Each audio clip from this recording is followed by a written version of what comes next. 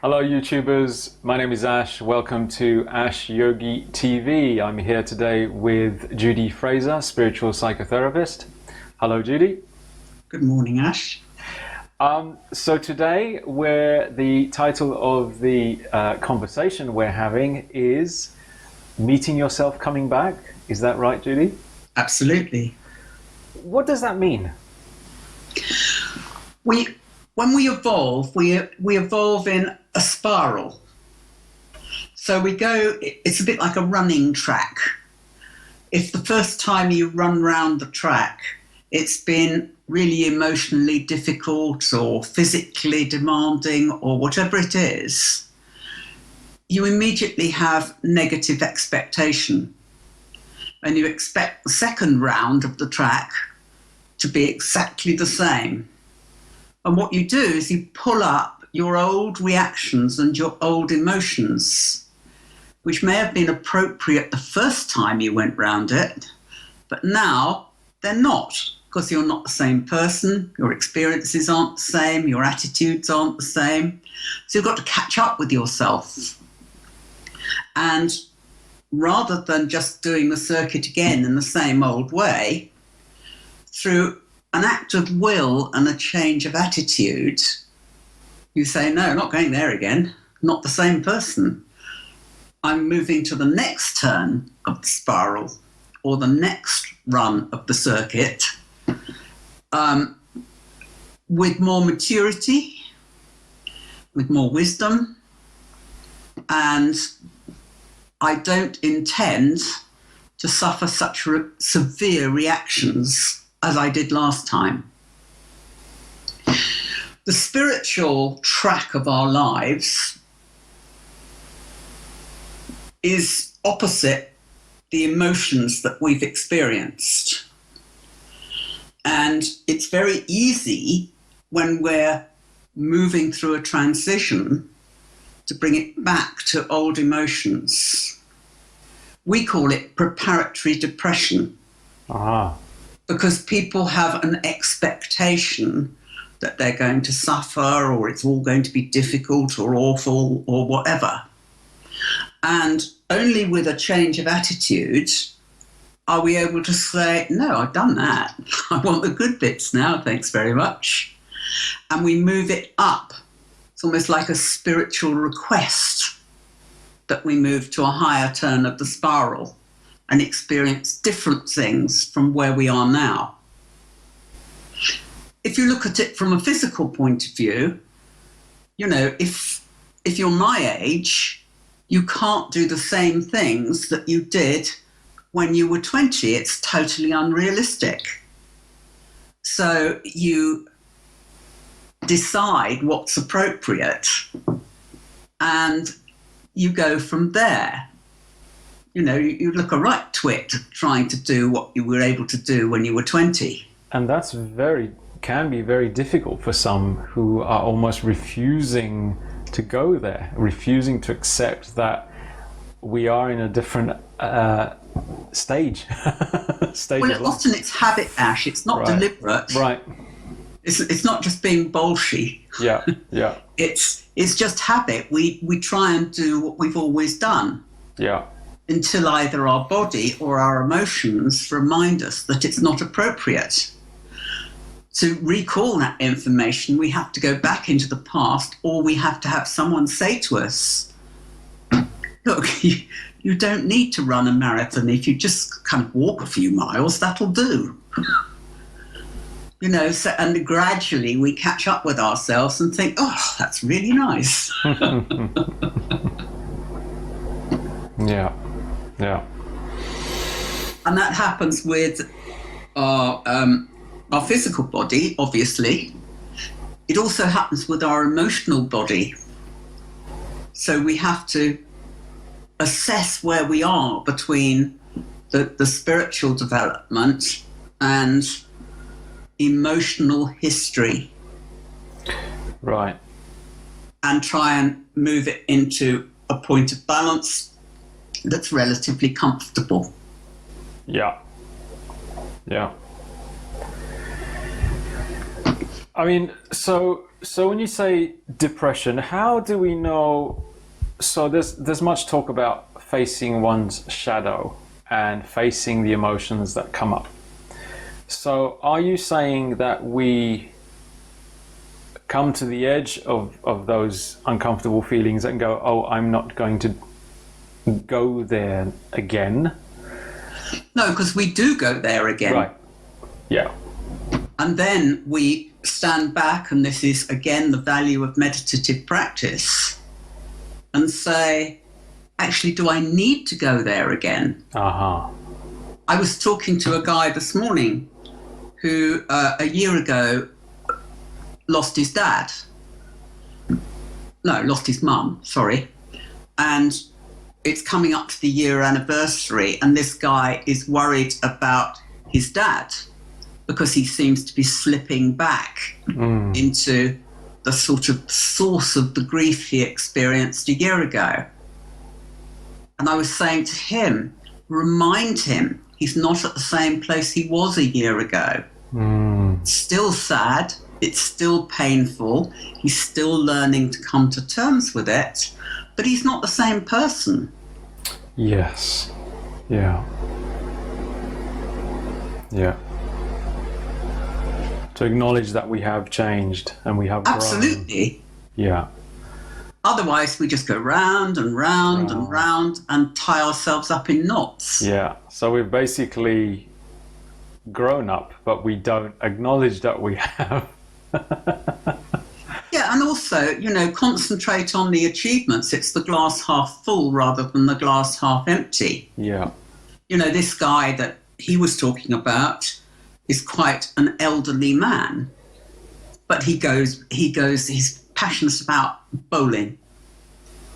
And he does that, and he's cleared out the house, and he goes walking every day, and remind him of how far he's come in a year.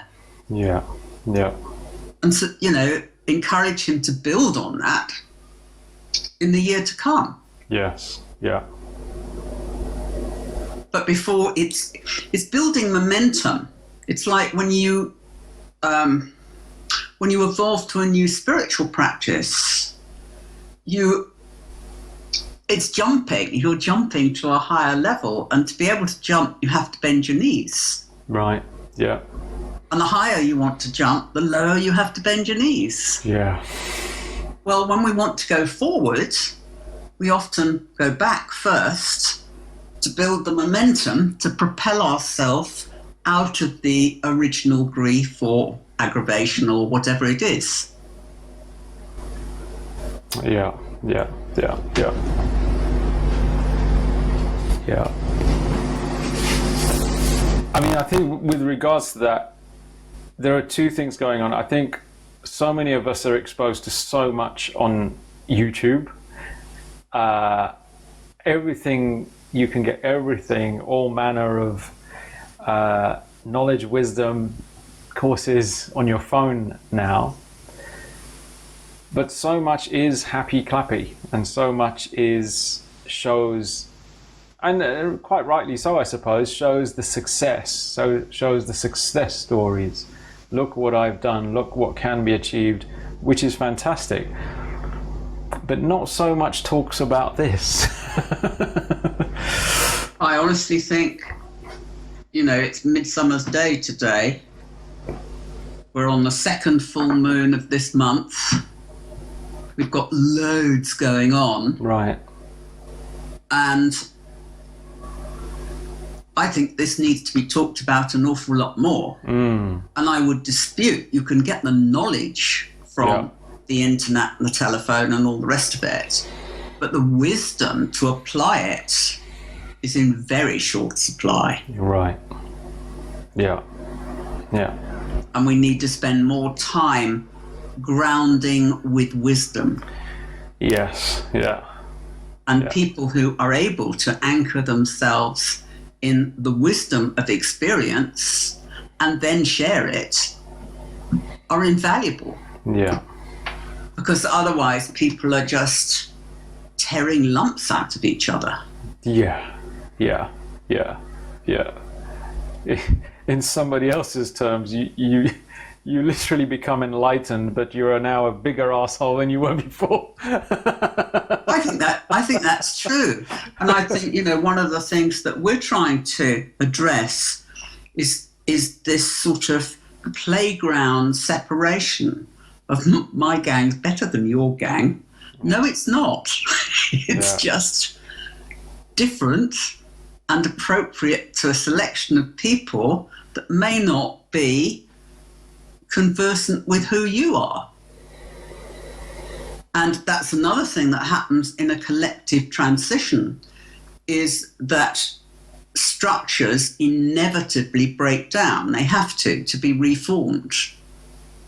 And if people then get into, I'm being abandoned, I'm being persecuted, etc., they will be. Right. If they say, my daughter has a wonderful expression, I think it's brilliant. She says, she's very popular, and she says periodically she has to weed her friends so they're appropriate to her life now. Right. So, you know, she's got friends that go back to school and college and all that. But unless they're in a relationship and they have young children or they have a career, they've got not enough in common to make the effort to spend the time, because time is at a premium. Yeah. Well, we all go through those in bigger or smaller doses. Yeah. And this is one such time.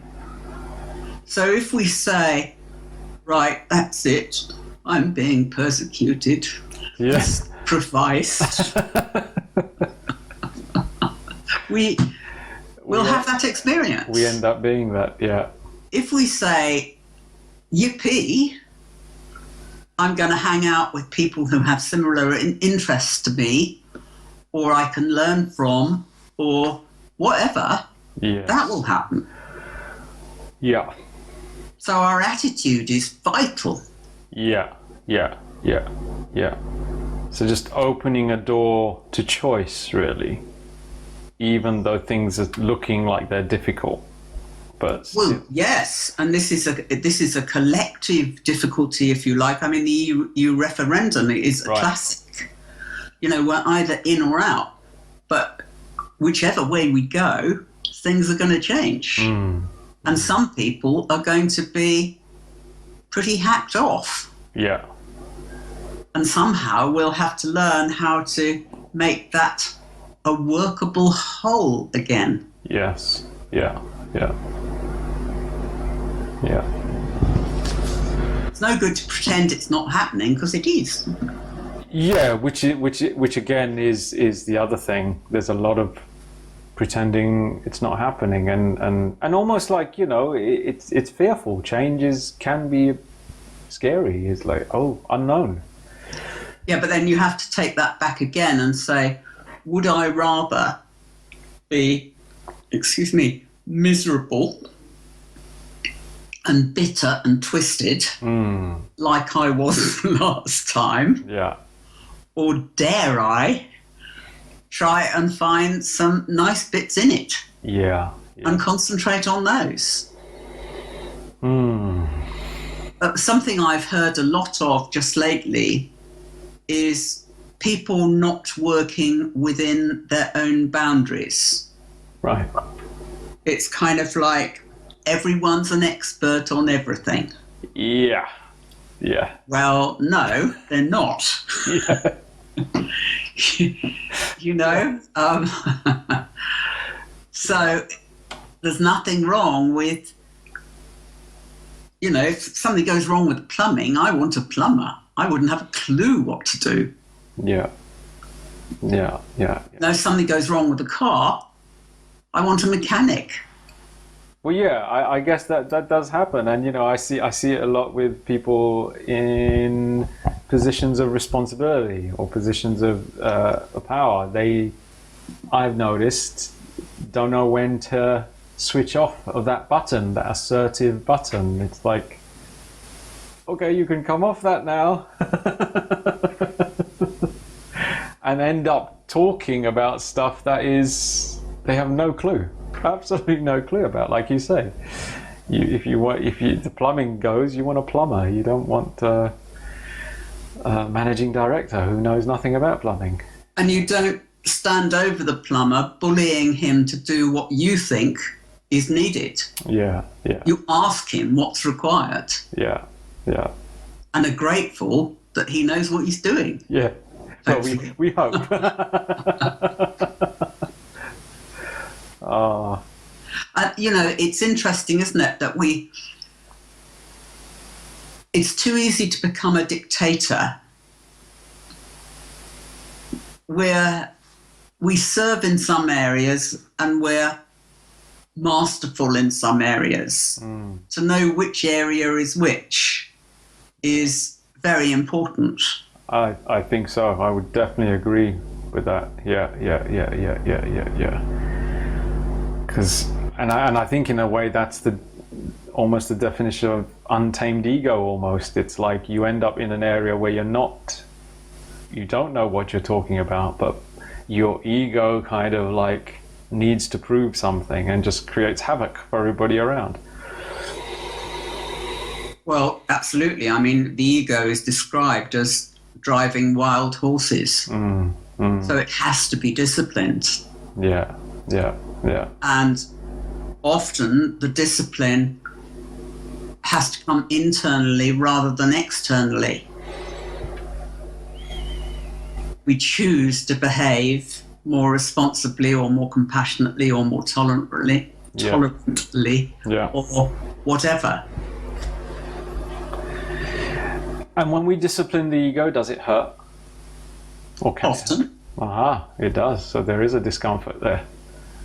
Always, because we want to be, we don't want to serve a greater force, we want to be the greater force. Yeah. This is how we get dictators. Yeah. Someone's had a little bit of success and pushes their luck. Yeah. And a lot of other people suffer as a result.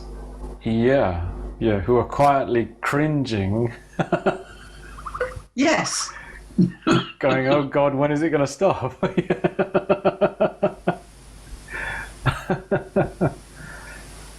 Yeah, I mean, how do you even get that across to people? Or are we supposed to?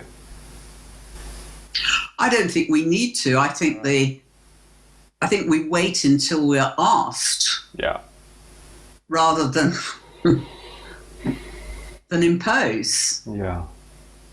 And I'd like to see a lot of that. Yeah. Waiting till we're asked. Yeah. Then we're as truthful and as honest and as good-humoured as we can be. But you can't tell someone ahead of time. Yeah. But can the waiting be painful? If you're very impatient naturally, yes. Yeah, that'll be me then, yeah. Well, I think I'm very patient in certain aspects, but sometimes things like that, I don't know, I kind of see ahead very, very quickly. And then for me, it would be, okay, yeah, just guide your behavior slightly this way. And it just seemed like a natural thing to do. Whereas I think for some people, they need to go through it step by step. I think that's absolutely true. I mean, I had a wonderful meditation teacher, and he used to do these amazing exercises in the morning. Right. And then in the afternoon, he says, right, now you've got to ground yourselves. So you go and dig the drains, you go and do the washing up, etc., with good humour. Yeah. And of course, we all absolutely hated him. Yeah. But actually, it was invaluable. Yeah.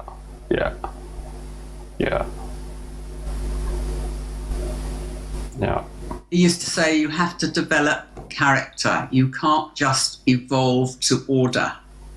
Right. Okay. And this is disciplining the ego. Yeah. So you can tolerate things that really annoy you. Yes. Yeah. Yeah. You can do things on occasion that you don't like doing, but you are capable of doing. Yeah. Etc. Etc. Yeah. So that develops humility, doesn't it? And modesty. And modesty. Yeah. Yeah. Yeah.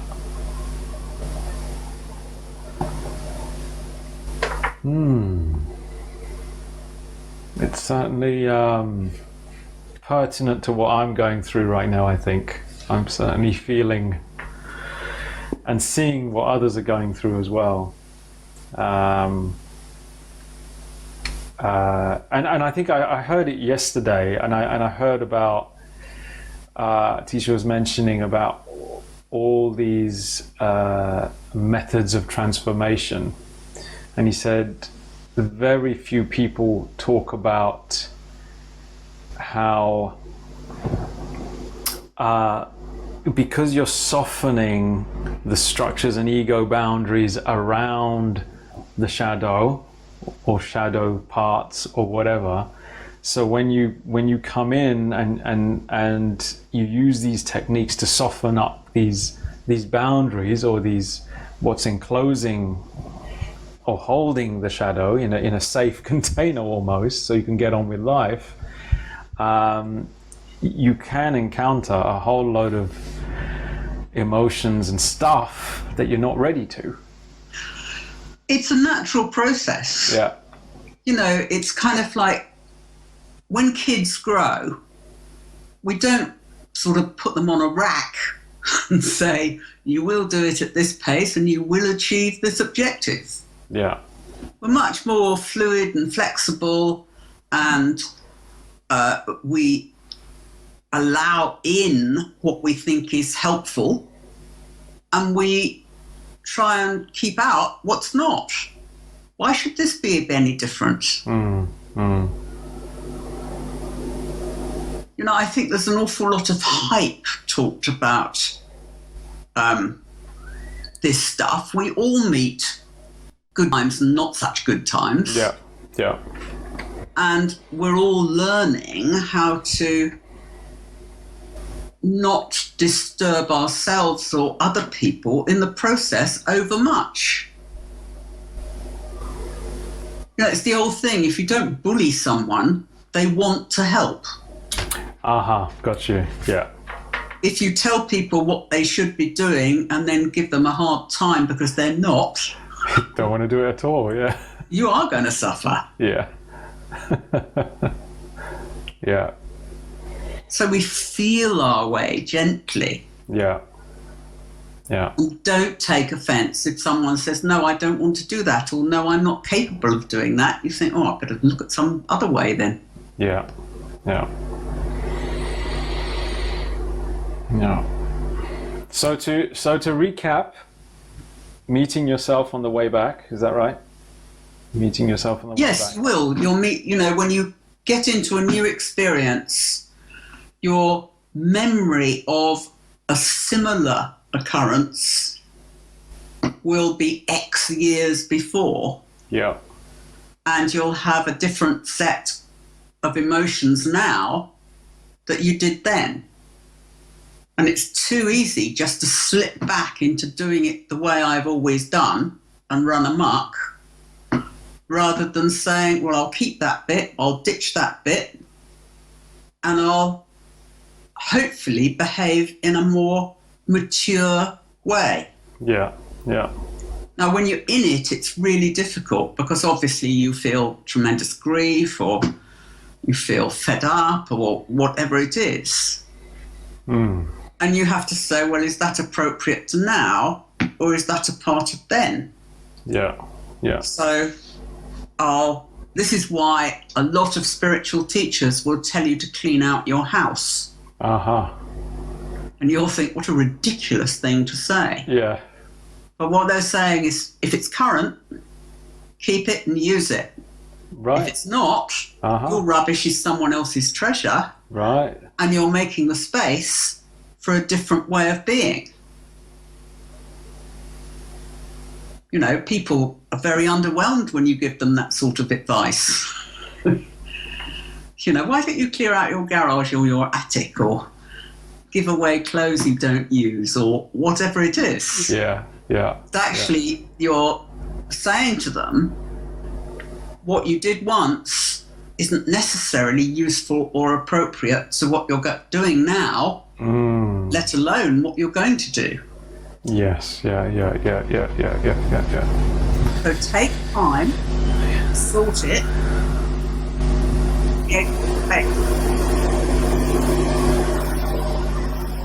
Lovely. Yeah. Yes. I think I just lost you there, but I think this will be a good moment to say to the viewers on YouTube, thank you very much, and to say to Judy, thank you for another fabulous session. Until the next time. Thank you for asking me back. Thank you. Bye-bye.